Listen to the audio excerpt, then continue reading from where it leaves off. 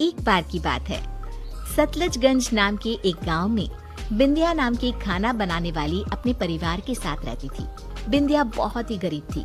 उसका पति एक फैक्ट्री में झाड़ू पोछा का काम करता था, जिससे गुजर बसर करना मुश्किल था। इसीलिए बिंदिया उसकी मदद करने लोगों के घर खाना बनाया करती। आज आने दीजिए उसे, छोड़ूंगी नहीं। कल इतनी मोटी रोटी बनाकर गई थी, अगर सामने होती ना तो उसी के मुंह पर उन रोटियों को दे मारती। हाँ अरे बाबा, आप शांत भी हो जाओ मेरी गदाधारी बहन। वो भी कितने घरों में काम करती है, हो गई होगी गलती। आज ना ये उसकी आखिरी गलती होगी। रोज की तरह बिंदिया अपने काम पर निकलती है, इस बात से अनजान कि आज उसके साथ क्या होने वाला है। वो पारुल के घर पहुंचती है। लो, आ गई मैडम आप। गांव से शहर आती ही क्यों हो जब काम आता ही नहीं? एक तो तुम्हें कोई एक्सपीरियंस नहीं था, फिर भी मैंने तुम्हें काम पर रखा, पर तुम तो सर पर ही चढ़ती जा रही हो। इतनी मोटी रोटी बनाई है। अरे नहीं नहीं दीदी, आपको कोई गलतफहमी हुई है। मैंने मोटी रोटी तो बड़े सेठ जी के कहने पर बनाई थी। ओहो, तो अब तुम पापा जी को भी इसमें इन्वॉल्व कर रही हो? अच्छा, रुको तुम। पारुल गुस्से में रसोई के अंदर जाती है और चिमटे को गर्म करके बिंदिया के हाथ पर सटा देती है। अब जब भी मुंह खोलो ये याद रखना कि तुम एक नौकर हो और हम खानदानी रईस।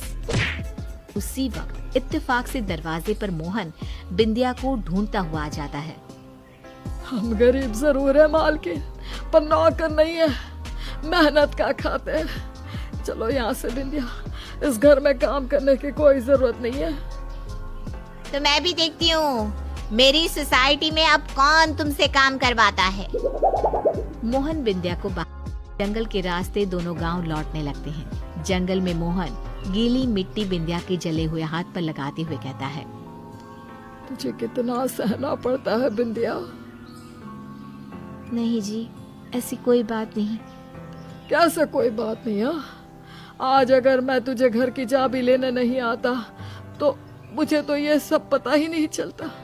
न जाने वो पापिन तेरे साथ क्या क्या करती होगी। दोनों पति पत्नी घर लौट आते हैं। अगले दिन बिंदिया जब बाकी घरों में काम करने जाती है, उसे घर में कोई आने ही नहीं देता। निराश होकर बिंदिया वापस गांव लौट जाती है। उसका मुरझाया चेहरा देखकर सब्जी वाली मीना उससे पूछती है, का बात है दीदी? कोनो बात है का? हाल समाचार कोनो ठीक नहीं लागत। कुछ सही नहीं चल रहा मीना। अब तेरी बिंदिया दीदी तुझसे सब्जी भी नहीं खरीद पाएगी। अरे का है दीदी, का हुआ? मुझे सबने काम से निकाल दिया है। अब शहर में कोई मुझे काम पर नहीं रखने वाला। यहाँ गांव में तो सब अपना काम खुद कर लेते हैं, किसे ही मेरी जरूरत है। ये तो समस्या हो गई दीदी, तो आप दूसरा काम कर ला ना। खाना बनाने के अलावा मुझे आता ही क्या है मीना। मैं ठहरी अनपढ़ गवार।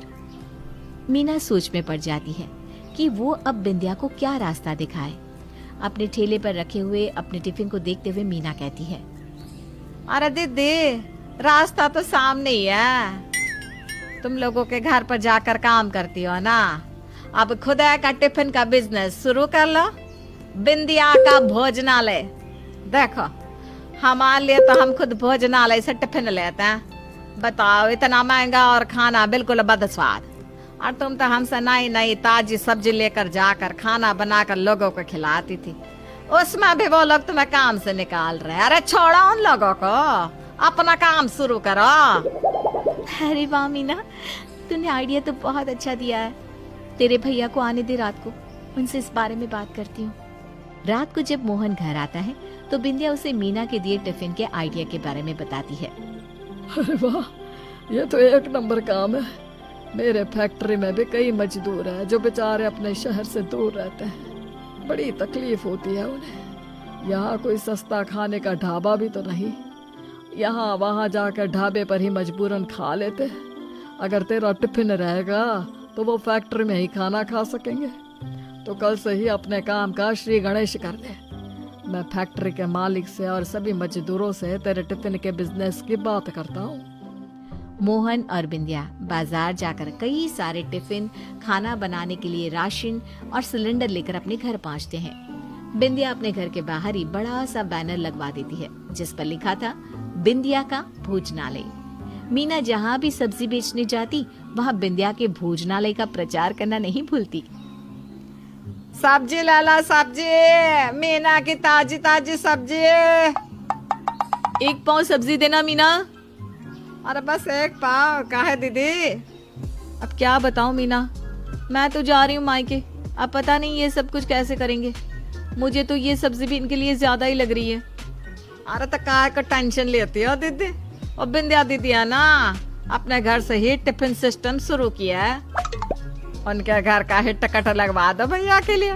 न सब्जी लाने की टेंशन, न राशन लाने का झमेला, सब कुछ बना बनाया मिल जाएगा, बस खाओ और मुंह धो लो। सच में ऐसा है क्या?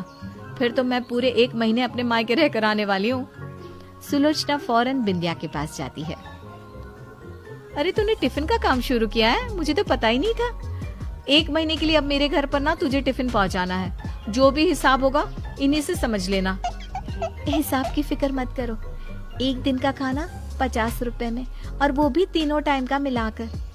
अरे वाह बिंदिया, ये तो बड़ा सस्ता है। बिंदिया का खाना स्वादिष्ट तो था ही, साथ ही साथ सस्ता और पौष्टिक भी था। मोहन की सभी फैक्ट्री वाले बिंदिया के ही भोजनालय की टिफिन लेने लग जाते हैं। मोहन फैक्ट्री में झाड़ू पोछा का काम छोड़कर अपनी पत्नी के बनाए हुए टिफिन को लोगों को पार्सल करने के काम में लग जाता है। अरे बिंदिया, आज एक ऑफिस का कर्मचारी मिला।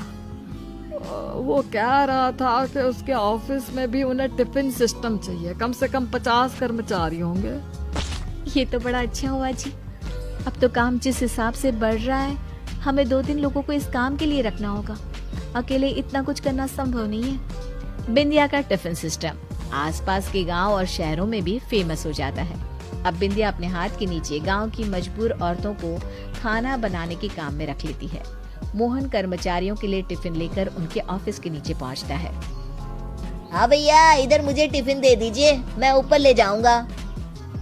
ऑफिस तो बहुत बड़ा लगता है। बड़ा लगता क्या, बड़ा ही है। महंगे महंगे हीरे मोती, उनके गहनों के जो डिजाइन होते हैं ना, उनके सारे डिजाइन इस ऑफिस के एम्प्लॉय फाइनल करते हैं। अच्छा, आप तो रोज गहने देख पाते होंगे। हाँ, आज भी बॉस एक नया अद्भुत हीरा लाने वाले हैं। स्टाफ को दिखाने की डिजाइन कैसी होनी चाहिए। मोहन पार्सल देकर वापस से अलग अलग जगहों पर डिलीवरी देने चला जाता है। इत्तेफाक से इस ऑफिस में पारुल का पति युग काम करता है। युग लंच कर ही रहा होता है कि तभी उसके बॉस उसके पास आते हैं। देखो युग, ये डिजाइन तुम्हें कॉपी करना है। तुम्हारे पास 5 घंटे हैं। मैं इस डायमंड को यहीं छोड़कर अंदर जा रहा हूँ, ध्यान रखना। डोंट वरी सर, हो जाएगा। युग खाना खाकर अपने काम में लग जाता है और इसी बीच गलती से वो उस डायमंड को टिफिन बॉक्स में ही पैक कर देता है, जिसे शंभू वापस उठाकर मोहन को लौटा देता है। 5 घंटे बाद।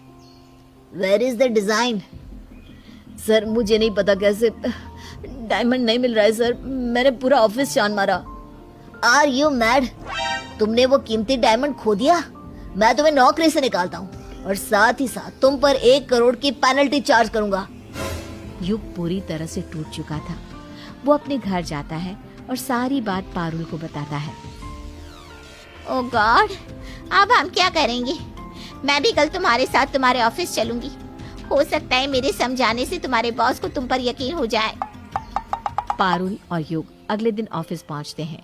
उसी वक्त नीचे उन्हें मोहन और बिंदिया मिलते हैं। तुम यहाँ क्या कर रही हो बिंदिया? आए हैं कीमती हीरा लौटाने। कल गलती से किसी कर्मचारी ने टिफिन में हीरा छोड़ दिया था। जब हम यहाँ पहुँचे तो पता चला कि युग भैया पर चोरी का इल्जाम आया है।